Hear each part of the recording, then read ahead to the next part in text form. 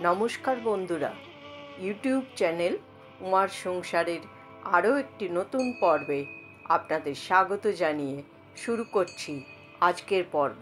আজকের পর্বের আলোচ্য বিষয় বুদ্ধ জয়ন্তী বা বুদ্ধ পূর্ণিমা বা বৈশাখী পূর্ণিমা। 2024 সালে বুদ্ধ পূর্ণিমা কবে পালিত হবে? বুদ্ধ পূর্ণিমার পূর্ণাঙ্গ সময়সূচি। বুদ্ধ পূর্ণিমায় শ্রী শ্রী সত্যনারায়ণ ব্রত ও পূজা এবং গঙ্গা স্নানের বিশেষ সময় এবং বুদ্ধ পূর্ণিমার মাহাত্ম্য বা তাৎপর্য চলুন জেনে নেওয়া যাক আজকের পর্ব থেকে। গৌতম বুদ্ধের শুভ জন্ম, বৈদিক জ্ঞান ও মহাপরিনির্বাণ লাভ, এই তিন ঘটনার স্মৃতিবিরচিত বৈশাখী পূর্ণিমা বিশ্বের সব স্থানের বৌদ্ধ সম্প্রদায়ের কাছে বুদ্ধ পূর্ণিমা নামে পরিচিত। বৌদ্ধ ধর্ম অবলম্বীদের কাছে সবচেয়ে গুরুত্বপূর্ণ ও পবিত্র ধর্মীয় উৎসব হল বুদ্ধ পূর্ণিমা। বুদ্ধ পূর্ণিমা বা বুদ্ধ জয়ন্তী, যা বৈশাখী পূর্ণিমা নামেও পরিচিত, যা বৌদ্ধ সম্প্রদায়ের দ্বারা অনুষ্ঠিত একটি বৃহত্তর ধর্মীয় উৎসব।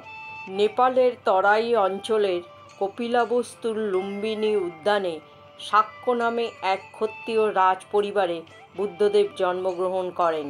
তার পিতা শুদ্ধোধন ছিলেন কপিলাবস্তুর রাজা। তার মাতার নাম ছিল মায়াদেবী। বুদ্ধদেবের জন্ম তারিখ সম্পর্কে বিতর্ক থাকলেও অধিকাংশ ইতিহাসবিদ 566 খ্রিস্টপূর্বাব্দকে গৌতম বুদ্ধের জন্মকাল হিসেবে মেনে নিয়েছেন। বৈশাখী পূর্ণিমাতে জন্মগ্রহণ করার পাশাপাশি প্রচলিত বিশ্বাস অনুসারে এই দিনেই গৌতম বুদ্ধ তার সাধনায় সিদ্ধিলাভ করেন এবং পরবর্তীকালে এই দিনেই তিনি মহানির্বাণ লাভ করেন। এই বৈশাখী পূর্ণিমাতে বোধি বা জ্ঞান লাভ করে তিনি বুদ্ধদেব নামে পরিচিত হন। তাই বৈশাখ মাসের পূর্ণিমা বুদ্ধ পূর্ণিমা নামে খ্যাত। রাজপুত্র হওয়া সত্ত্বেও রাজপরিবারের বিলাসবহুল জীবন ত্যাগ করে তিনি নেমে এসেছিলেন রাস্তায়। উপলব্ধি করেছিলেন প্রকৃত জীবনকে, মানুষের জীবনের দুঃখ কষ্টকে। বৈশাখী পূর্ণিমার দিনে গৃহত্যাগী রাজকুমার বোধি লাভ করেন এবং তিনি গৌতম বুদ্ধ নামে সর্বত্র পরিচিত হন। তিনি তথাগত নামেও পরিচিত ছিলেন। 2500 বছর আগে বোধিজ্ঞান লাভ করার পর গৌতম বুদ্ধ তার শিষ্যদের মধ্যে যে ধর্ম প্রচার করেছিলেন তাই বৌদ্ধ ধর্ম নামে পরিচিত। এই পূর্ণিমা তিথিতেই 80 বছর বয়সে উত্তরপ্রদেশের গোরখপুর জেলার কুশীনগরে তিনি দেহত্যাগ করেন। বুদ্ধদেবের দেহত্যাগের ঘটনাকেই মহাপরিনির্বাণ বলা হয়। বৌদ্ধ ধর্ম অবলম্বীদের পাশাপাশি হিন্দুদের কাছেও এই দিনটি অত্যন্ত গুরুত্বপূর্ণ। বৈদিক সাহিত্য অনুসারে শ্রী বিষ্ণুর নবম অবতার হিসেবে গণ্য করা হয় গৌতম বুদ্ধকে এবং তিনি এই পৃথিবীতে সমস্ত জীবের প্রতি অহিংসা ও করুণার বার্তা শেখাতে এসেছিলেন। 2024 সালের বুদ্ধ পূর্ণিমার পূর্ণাঙ্গ সময়সূচি। বুদ্ধ পূর্ণিমার পূর্ণিমা তিথি শুরু হবে 22 মে 2024, বাংলার 8ই জ্যৈষ্ঠ 1431 বুধবার সন্ধ্যা 6টা 4 মিনিটের পর থেকে এবং পূর্ণিমা তিথি শেষ হবে 23 মে 2024, বাংলার 9ই জ্যৈষ্ঠ 1431 বৃহস্পতিবার সন্ধ্যা 6টা 48 মিনিটে। উদয়াতিথি অনুযায়ী বুদ্ধ পূর্ণিমা পালন করা হবে 23 মে বৃহস্পতিবার। 2024 সালে বুদ্ধ পূর্ণিমার নিশি পালন করা হবে 22 মে 2024, বাংলা 8ই জ্যৈষ্ঠ 1431 বুধবার।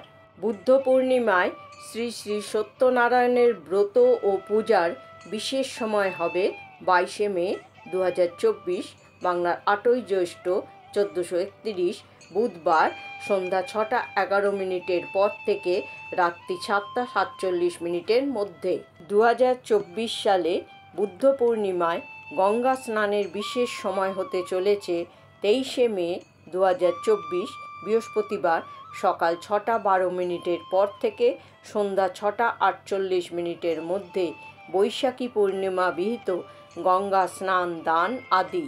ভারতে এই দিনটি যেমন বুদ্ধ পূর্ণিমা বা বুদ্ধ জয়ন্তী নামে উদযাপন করা হয়, তেমনি Sri Lanka, Myanmar, Cambodia, Java Indonesia, Tibet, মঙ্গোলিয়ায় এই দিনটি ভেসক নামে পালিত হয়। চান্দ ক্যালেন্ডার অনুসারে নির্ধারিত হয় বলে প্রতি বছর বুদ্ধ পূর্ণিমার দিন পাল্টে যায়। বুদ্ধ স্বয়ং শান্তির প্রতিরূপ। আত্মানাং বিদ্ধি অর্থাৎ নিজেকে জানো। এই বিশেষ তিথিতে সারাদিন ধরেই চলে গৌতম বুদ্ধের আরাধনা ও নানান মাঙ্গলিক অনুষ্ঠান। মনে করা হয় এই দিনে বুদ্ধের উপাসনা করলে পার্থিব দুঃখ কষ্ট থেকে পরিত্রাণ মেলে। বৌদ্ধ ধর্ম অবলম্বীদের কাছে এই দিনটা তাই আলোর দিন। বুদ্ধদেবের জন্মদিন উপলক্ষে বুদ্ধ পূর্ণিমায় বুদ্ধবিহারে মেলা বসে। পঞ্চশীল, অষ্টশীল, সূত্রপাঠ, সমবেত প্রার্থনার মতো অনুষ্ঠান বৌদ্ধ বিহারগুলিতে অনুষ্ঠিত হয়। বিশ্বব্যাপী বৌদ্ধরা এই দিনটিকে গভীর শ্রদ্ধার সাথে পালন করে। বিভিন্ন আধ্যাত্মিক ক্রিয়াকলাপ যেমন ধ্যান, ধর্মগ্রন্থ পাঠ, মঠগুলিতে ফুল ও ধূপ অর্পণ এবং দাতব্য ও দয়ার কাজ সম্পাদন করে। আবার অন্যদিকে বুদ্ধ পূর্ণিমায় চন্দ্রদেবের পূজার প্রচলন আছে। শাস্ত্রমতে এই দিনে চন্দ্র তার 16টি কলায় পূর্ণ থাকেন। প্রচলিত বিশ্বাস অনুসারে বুদ্ধদেবের পাশাপাশি এই দিনে চন্দ্র ও ভগবান বিষ্ণুর উপাসনা করলে ব্যক্তির সকল ইচ্ছা পূরণ হয়। বৌদ্ধং শরণং গচ্ছামি, বৌদ্ধ ধর্মের মূল কথাই তাই।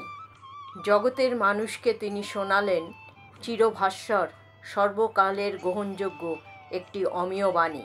অহিংসা পরম ধর্ম, জগতের সকল প্রাণী সুখী হোক। বন্ধুরা, আজকের পর্বটি এই পর্যন্তই। পর্বটি ভালো লাগলে অবশ্যই লাইক, শেয়ার, কমেন্টস এবং সাবস্ক্রাইব করবেন। সকলে ভালো থাকুন, সুস্থ থাকুন। জয় শ্রীকৃষ্ণ। রাধে রাধে।